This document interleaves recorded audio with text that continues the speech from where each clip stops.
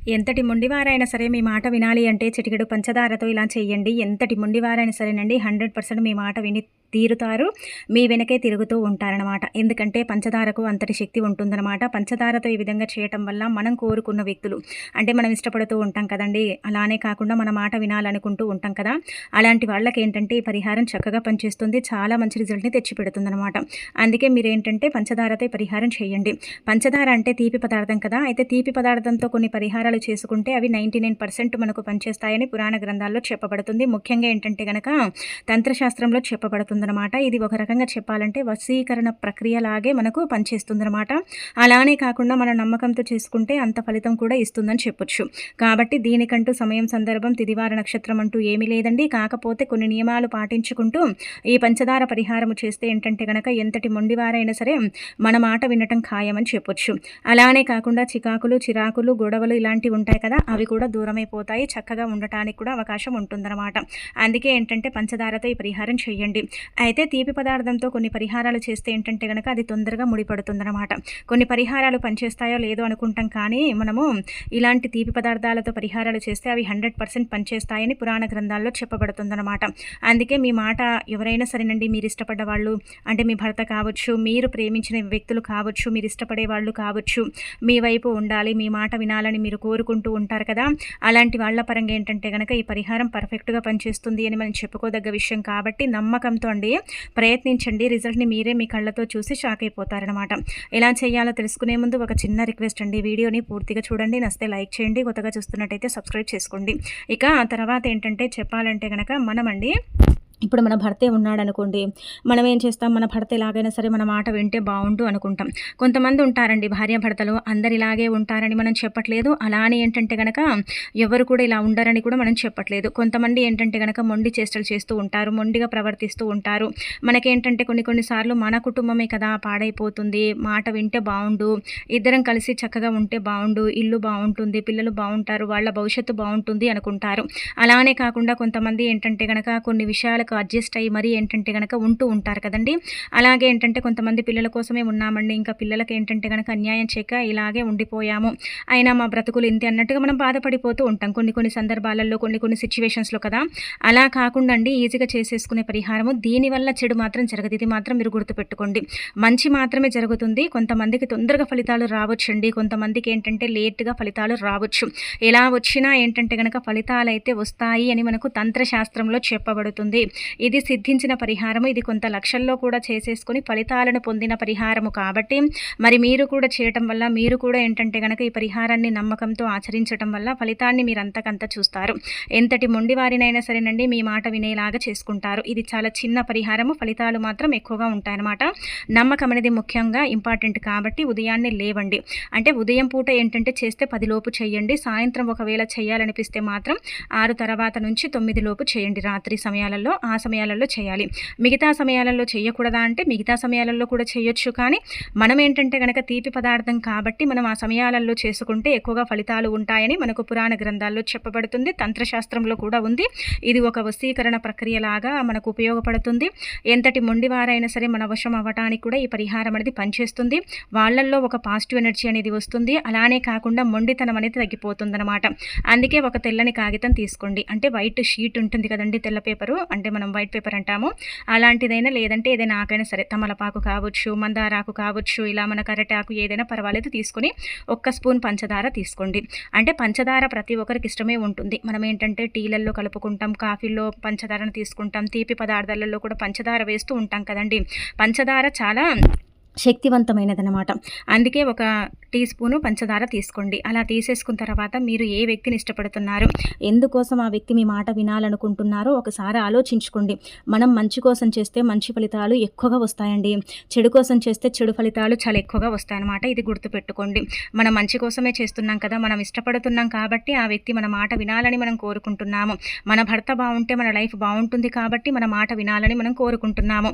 అంటే ఒక్కొక్క రీజన్ అనేది ఖచ్చితంగా ఉంటుంది కాబట్టి దానికి తగ్గట్టుగా మీరేంటంటే ఇప్పుడు చెప్పే పరిహారం చేసుకోండి.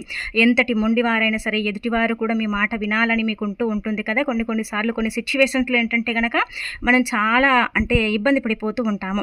మన మాట వినరు, మనని లెక్క చెయ్యరు, మనని పట్టించుకోరు, మనని పక్కన పెడుతూ ఉంటారు. అలానే కాకుండా ఏం చేయాలో అర్థం కాక మనము అయోమయ పరిస్థితిలో పడిపోతూ ఉంటాం కదా. అలాంటి వాళ్ళండి ఇది భార్య పరంగా, భర్త పరంగా, ప్రేమించిన వ్యక్తి పరంగా, ఏదైనా రిలేషన్స్లో ఉంటే దాని పరంగా కూడా ఈ పరిహారం అయితే చేసుకోవచ్చు. కాబట్టి మీరు ఇలా ఈ పరిహారం చేసేటప్పుడు నాన్ వెజ్ తినకూడదు. నాన్ వెజ్ తిని ఏంటంటే కనుక పరిహారాలు చేసుకుంటే అవి పెద్దగా ఫలించవు, ఇవి గుర్తుపెట్టుకోండి. అలానే కాకుండా ఇంకొకటి ఏంటంటే కనుక మీరు స్నానం చేయండి, తలస్నానము చేసి పరిహారము చేయండి. అలాంటప్పుడు ఏంటంటే అధికంగా ఫలితం వస్తుందన్నమాట. తలస్నానం చేయకుండా పరిహారం చేస్తే పెద్దగా ఫలితం అయితే రాదు. ఎందుకంటే మనం ముందు రోజు నాన్ వెజ్ తిని ఉన్నా, అలానే కాకుండా ఏంటంటే కనుక ఆ రోజు తిని సాయంత్రం చేసుకున్న ఫలితం అయితే రాదు. కాబట్టి నీసు పదార్థాలు తిని పరిహారాలు అయితే చేయకూడదు, నాన్ వెజ్ తినకూడదు. అలానే కాకుండా ఏంటంటే స్నానం చేసి పరిహారం చేసుకోవాలని మనకు తంత్రశాస్త్రంలో చెప్పబడుతుంది. మనం చెప్పాం కదా, ఆకు మీద కానీ తెల్లని పేపర్ మీద కానీ 1 స్పూన్ పంచదార తీసుకోండి.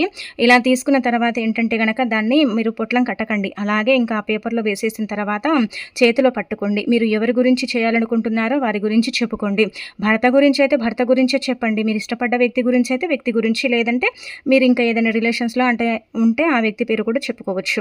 ఆడవారు మగవారు ఎవరి పేరైనా సరే చెప్పొచ్చు. ఆడవారైతే వాణి నా మాట వినాలి, నాకు అనుకూలంగా మారాలి, మా ఇద్దరి మధ్య గొడవలు ఉండకూడదు అన్నట్టుగా సంకల్పం చెప్పుకోవాలి.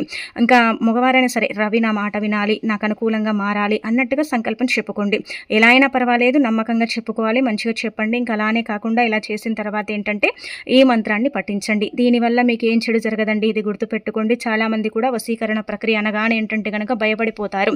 అంటే దీనివల్ల ఏంటంటే కనుక ఎఫెక్ట్ అవుతుందేమో, ఫలితాలు రాదేమో, అంటే ఫలితం ఎక్కువగా రాదేమో అని ఏంటంటే కనుక భయపడుతూ ఉంటారు కదా. అలా మీరు భయపడాల్సిన అవసరమే లేదండి.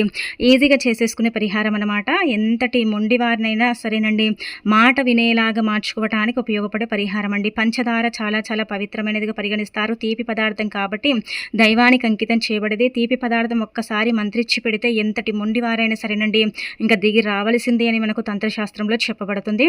చాలామంది కూడా చేసి పరిహారాన్ని అంటే ఫలితాన్ని పొందిన పరిహారం, ఈ పరిహారం చేసి ఫలితాన్ని పొందిన పరిహారం అన్నమాట. అంటే మనకు కూడా ఫలితం వస్తుంది. కాకపోతే ఏంటంటే మనం ముందే చెప్పాం కదా, కొంతమందికి తొందరగా ఫలితం వస్తుందండి, కొంతమందికి లేటుగా వస్తుంది. అది గ్రహస్థితి మీద ఆధారపడి ఉంటుంది, మన నమ్మకం మీద కూడా ఆధారపడి ఉంటుందన్నమాట. ఇలా పంచదార చేతిలో పట్టుకొని, పేపర్లో పట్టుకోండి, చేతిలో పట్టుకోకండి. పట్టుకున్న తర్వాత ఇలా ఇంకా ఈ మంత్రం చెప్పుకోండి. అంటే పేరు తీసుకోండి. ముందుగా నేను ఇక్కడ ఉదాహరణకు చెబుతున్నాండి. ఇప్పుడు ఏంటంటే కనుక నా ఫ్రెండ్ వాణి అనుకోండి, నా మాట వినాలని చేస్తున్నా. లేదంటే మా భర్త పేరు శ్రీనివాస్ అండి, శ్రీనివాస్ నా మాట వినాలి, ఇద్దరం కలిసి ఉండాలి, మా మధ్య విభేదాలు ఉండకూడదని ఇలా తెల్లని కాగితంలో తీసుకొని, లేదంటే ఆకు మీద కూడా తీసుకొని ఏంటంటే కనుక క్లీం క్లీం హం ఫట్ స్వాహ, క్లీం క్లీం హం ఫట్ స్వాహ, క్లీం క్లీం హం ఫట్ స్వాహ అని 3 సార్లు చెప్పండి. అంటే 3 సార్లు రవి నా మాట వినాలి, లేదంటే మా భర్త పేరు శ్రీనివాస్ కాబట్టి శ్రీనివాస్ నా మాట వినాలి, శ్రీనివాస్ నా మాట వినాలి, శ్రీనివాస్ నా మాట వినాలి, నాకు అనుకూలంగా మారాలి, క్లీం క్లీం హాం ఫట్ స్వాహ, క్లీం క్లీం క్లీం హాం ఫట్ స్వాహ 3 సార్లు క్లీం క్లీం అనేసి హాం ఫట్ స్వాహ అనుకోండి. అంటే ఇంక అక్కడితో ఏంటంటే కనుక చెడు ఆగిపోయి వాళ్ళు మనకు అనుకూలంగా మారటంతో పాటు మన మాట వినటానికి కూడా అవకాశం ఉంటుంది. మనకు మంచి జరగటంతో పాటు మనం మంచి ఫలితాలను కూడా చూస్తాము. అలానే కాకుండా ఆ ఫలితాలను చూసి మనం షాక్ అయిపోతాము, ఆశ్చర్యపోతాము. కాబట్టి ఈ విధంగా ఏంటంటే కనుక ఈ పరిహారం అనేది చేసుకోండి. ఇది చేసినట్టు ఎవరికి చెప్పకండి. ఇలా చేసుకుంటే మాకు ఫలితం వచ్చిందని ఎవరికి చెప్పకూడదు. మనం సీక్రెట్గా దాచుకొని సీక్రెట్గా చేసుకోవాలి. ఇలా చేసిన తర్వాత ఈ పంచదార ఉంది కదా, ఇలా చేసుకున్న తర్వాత ఆ పంచదారను ఏంటంటే వాళ్ళు తినే ఆహారం, అంటే టీ తాగితే ఆ టీలో కలిపి పెట్టవచ్చు. అలానే కాకుండా వాళ్ళు ఏదైనా స్వీట్ పదార్థం తింటే ఆ స్వీట్లలో కూడా కలిపి పెట్టవచ్చు. ఇలా ఏంటంటే ఆ పంచదార వాళ్లకు మాత్రమే పెట్టాలి, వేరే వాళ్ళకు పెట్టకూడదు. మీ భర్తకు కావచ్చు, మీరు ఇష్టపడ్డ వ్యక్తి పరంగా కావచ్చు, అలానే కాకుండా ఏంటంటే కనుక మీరు రిలేషన్స్లో ఉంటే ఆ వ్యక్తి పరంగా కావచ్చు, పెట్టవచ్చు అనమాట. ఎలా పెట్టాలి అండి అంటే కనుక ఇంకా మనం చెప్పాం కదండి, టీ కాఫీ ఏదైనా స్వీట్ పదార్థంలో కలిపి పెట్టడం వల్ల అధికంగా ఫలితం వస్తుందన్నమాట. దీనివల్ల ఏంటంటే కనుక చెడైతే జరగదు, ఇది గుర్తుపెట్టుకోండి. ఇది పనిచేసే కొద్దీ ఏంటంటే కనుక ఆ వ్యక్తి మన వైపు ఉండటం, మనకు అనుకూలంగా ఉండటం, మన మాట వినటం, మనకు ఎదురు చెప్పకుండా ఉండటం, ఇలాంటివి ఏంటంటే కనుక మనం చూడటానికి అవకాశం ఉంటుంది. 99% మనం ఏంటంటే కనుక ఫలితాన్ని పొందే పరిహారం అని చెప్పొచ్చు. ఎంత నమ్మకం ఉంటుందో అంత ఎక్కువగా పరిహారం అనేది పనిచేస్తుంది. మనకు నమ్మకం లేకపోతే పరిహారం అనేది కూడా పనిచేయదని పురాణ గ్రంథాల్లో చెప్పబడుతుంది. అలానే కాకుండా తంత్రశాస్త్రంలో కూడా చెప్పబడుతుంది. కాబట్టి నమ్మి చేసుకోండి, చక్కగా రిజల్ట్ అనేది పొందండి, మీ జీవితాన్ని మార్చుకోండి. అలానే కాకుండా మీరు కోరుకున్న వ్యక్తిని మీ మాట వినేలాగా చేసుకోండి. ఈ పరిహారం ఏంటంటే గనక మనం చెప్పాం కదా, లక్షల్లో కూడా పరిహారాలు చేసుకొని ఫలితాలను పొందిన పరిహారం కాబట్టి మీరు అంటే ఇంకా ఆచరించేసుకోండి. ఇంకా మీకు మంచి ఫలితం అనేది ఉంటుందన్నమాట.